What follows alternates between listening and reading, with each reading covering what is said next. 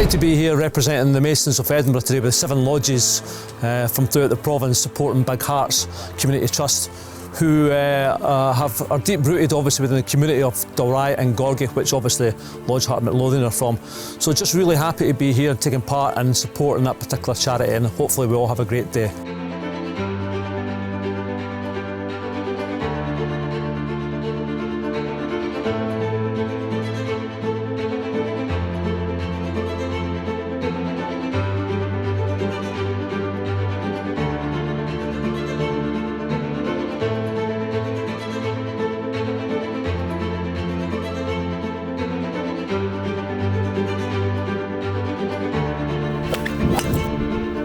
Well done, guys. Hi, so we are Big Hearts. We're the official charity of Hearts of Midlothian Football Club, and we use the power of football to change lives.